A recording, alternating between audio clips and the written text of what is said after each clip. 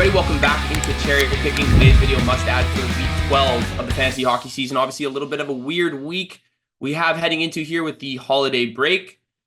Christmas Eve and Christmas Day, I believe there are no NHL games. So there's a couple teams that only play one game next week. That is Seattle and Colorado. A couple teams play two, and then a bulk of the teams play three. No outliers playing four or anything like that. I think we'll get back into the regular kind of scheduled programming the following week after that. But yeah, a little bit of a short week, so you got to make sure the players that you have on your roster are the ones really getting you the points, obviously. It's goes without saying. Before we get into the video, as always, presented by FanDuel Canada, North America's #1 sportsbook. The link is in the description below to download that app. The World Juniors are coming up. You can start betting on that right now. Who you think is going to win the tournament, game-by-game bets. There's some specials as well, so be sure to check that out if you're into the World Juniors this season. We've got 6 guys to pick up for this week. 2 guys, more than 40% rostered centers that I think are starting to look really good on their team. 2 guys around the 10 to 15% rostered that I think are also starting to kind of peak. And then 2 guys that are 0% rostered that I'm going to try to convince you guys to add to your fantasy hockey team. So let's get into it. All right, so the first guy we're going to be talking about is Logan Cooley on the Utah Hockey Club. 46% rostered. He's centering that second line with Jack McBain and Dylan Guenther. Dylan Guenther, a guy that everyone was really high on coming into the year, had a really hot start. Cooled off a little bit when Utah was kind of in this slump, finding their footing. They had a couple injuries. Like Durzee's been out for a good chunk of this season. Connor Ingram went down. Vejmelka's been playing pretty well in relief, and I think is probably the starter at this point. But Cooley and this Utah team is starting to play a little bit better here. Their offense is starting to click. He has 6 points in his last 4 games. As I mentioned, playing on that second line, so isn't on that Keller line, but still, you have, I think, a really good mix of 2 kind of players that are on his wings here. Jack McBain, who's just a total grinder, good forechecker, and then Dylan Guenther obviously has an elite shot, a very good talent, a guy that Logan Cooley can set up with. And if you look at his last 4 games, 6 points, they're all assists. That's kind of Logan Cooley's game there. He's not going to be a guy who's going to score 40 goals, but he could be playing with a potential future 40 goal scorer in Dylan Guenther as well. He's playing on that first power play line, playing on the first penalty kill. I think he's found his footing here. I think this is a guy that we're going to see continuously have these 70 to 80 point seasons. Like a guy I can kind of compare him to in my mind is Sebastian Aho. He'll have that consistent 70, 80 season, I think, if Utah continues to improve and get better. And I think right now is a good time to start picking him up because I think he's really starting to look like the NHLer that Arizona or Utah, I guess you could say, drafted a couple years ago at 3rd overall. All right, the next guy we're going to be adding, and I've talked about him and this one line on Columbus a couple times for sure, but Sean Monahan, again, I brought him up probably not for a while now. I know Voronkov was probably the last guy I brought up on this line, but it's hard to know when Columbus is going to be really playing the offensive game we've seen them play for stretches of the season. Like they've played like a top 10 offensive team through certain stretches of the year. It's just it's hard to know when they're going to do that because they have a lot of injuries. They're relatively inconsistent.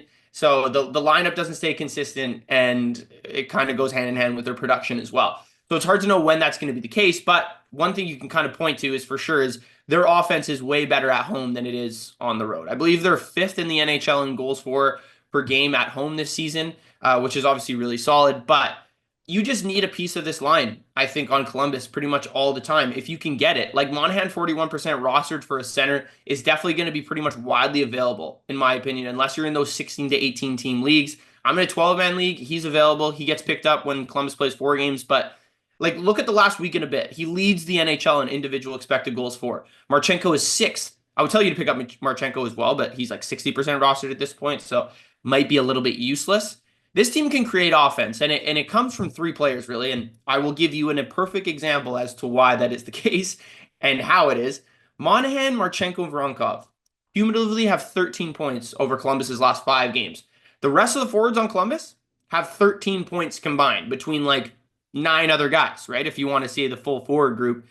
Monahan, 17 shots over his last 5 games played. Marchenko has 22. Voronkov has 7, and other than Werenski, no one's even close to these 2 guys in terms of shot volume and offensive production. So both of these guys, definitely guys you should be looking at picking up, and Monahan right now if you need a center too. All right, another guy we're going to be picking up for this week is Victor Olofsson on the Vegas Golden Knights. 14% rostered, has the ability to play either the left or right wing on your fantasy hockey team if you're looking at Yahoo Fantasy Hockey Leagues. He's only played 12 games this year thus far. He missed about a month and a half with a lower body injury, but starting the season, he had 3 goals in 4 games. Just a pure goal scorer, an elite goal scorer, and then comes back and has now 4 goals in his last 8 games, 7 games, something like that. So he's been effective since coming back, but he's kind of like Patrick Laine, but a little bit worse, I guess you could say, less consistent. Or I mean, they're both relatively inconsistent, but he's just a power play merchant. 7 goals in the year on 12 games played. As long as he stays in the top 6 and the first power play, he is rosterable in my opinion. And especially with this upcoming week, like I mentioned, right? Like not every team is playing 3 games. So Olofsson and Vegas play 3 games. Vegas also has some really good matchups. So if you need goal scorers, if your league puts a lot of emphasis and points towards goals, they play Anaheim, San Jose, and Calgary. All 3 of those teams are bottom 12 penalty kill units, and Calgary and Anaheim, excuse me, are bottom 6 units right now for their penalty kill. Now I know you're seeing Olofsson's shooting percentage, like whoa, 26%, that's really high. But to be honest, his shooting talent is a guy that can generate that kind of momentum through certain stretches of his season. Last year, he had 7 goals through 51 games. He's already matched that total through 12 with Vegas. It's just a completely different atmosphere when you're playing on a team like Vegas and Buffalo. Like Jack Eichel's a perfect example of that.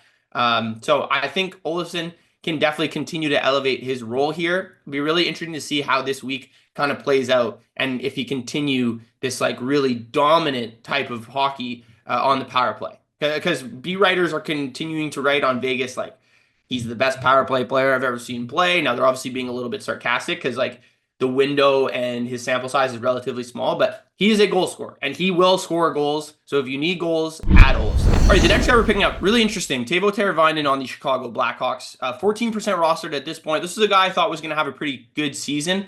Definitely didn't like start off probably in the best way fashion. I mean, Chicago, again, relatively disappointing, but they're playing well right now. They've just strung together 3 straight wins, excuse me.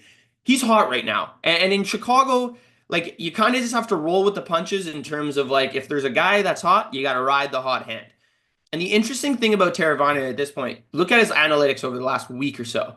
His individual expected goals for is 0.37, which is relatively low. He has 8 points in his last 3 games, which is obviously a very good stretch. Not something I think he's going to continue to put up. Like 8 points over a 3-game stretch is crazy.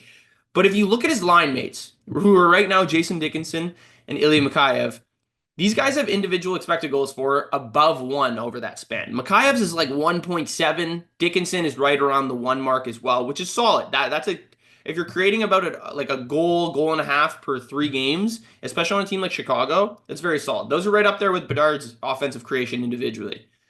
But what I'm trying to say for Teuvo is the fact that these 2 guys' individual expected goals for so high.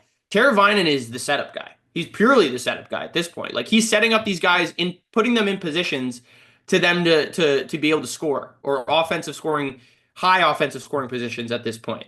These are 2 guys that have really high motors, really good forecheckers. Like Dickinson last year, I think impressed a lot of people.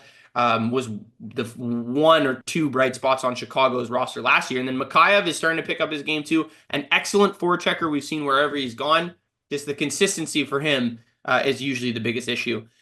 The one other thing with Teravainen as well, 10 power play points on the season is significant. And right now he's on the second penalty or power play, but I think he could definitely find his way back onto the first power play. And even if he does get switched up, I think him playing this similar style with even better players will only help him. And he's not going to move further down the roster. Like this is technically their 3rd line, but they roll their lines pretty consistently. He's playing a lot of minutes, about 17 to 18 per game. I think Teravainen right now is in his sweet spot for where you can pick him up. But the next guy we're picking up, 1% rostered. We're at that point of the video. Jordan Spence on the LA Kings. I've been waiting to give the go-ahead to pick him up, and I think it's time to start talking about Jordan Spence in a fantasy hockey conversation scenario, especially in those deeper leagues. He's finally getting some headway in this lineup. He's getting a little bit of trust from Hiller, which is great. He was tried on the first power play for a bit. I think Clark at this point is just better suited.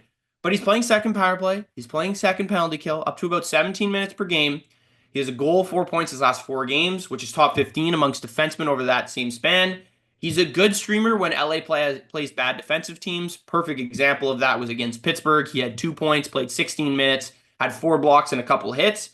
He was always kind of moving up and down that AHL roster. And even when he was on the NHL roster, he was getting scratched, like just sitting in the press box. But I think at this point, he's really cemented his role on this team. I don't see him really getting moved off at this point. Like, is he the guy that gets moved off when Doughty comes back? I don't think so. I think it's probably like a Mover Rare or Jacob Mover Rare. I always fuck up his name, but that guy I think is probably going to be the guy that is probably get bumped off when Doughty does come back, because it's hard to advocate for Spence being off this rock, like 10 points in 31 games played so far. I know that doesn't match Clark's numbers, and he's young like Clark, but every other beat writer that I follow on Twitter that I read articles about is like, why isn't Jordan Spence playing more? His analytics are fantastic. He's done nothing but really, I think, help this team positively whenever he is playing. And I think Jim Hiller is starting to realize that as well, because his on-ice production is starting to be shown and emphasized. So I think it's hard to really move him off the roster at this point, which is why I think people should start kind of putting him on notice in terms of fantasy hockey. I picked him up as a streamer earlier this week. Against Pittsburgh, he was great. Against even Philly, he was great. Like, he's giving you a decent amount of fantasy point production where you can stream him, like I mentioned, against poor defensive teams or games where you think LA is going to dominate the shot attempt share or the expected goals for battle, which is most of the case, to be honest, because LA is playing pretty well right now. But yeah, Jordan Spence is definitely a guy in really, really deep leagues. You know, if you want to stash him, just a guy to definitely keep your eye on moving forward. All right, the last guy we're going to be talking about, and bear with me because his name is very French. So for all my French Canadians, people from Quebec who are watching this right now, if I butcher his name, my apologies, because I'm also grew up in Montreal. But Zachary Leher, I think it is, on Nashville, plays the left wing, 0% rostered. This is a super sleeper for me at this point. I think Barry Trotz and Andrew Burnett have been very impressed with how he's played with Nashville.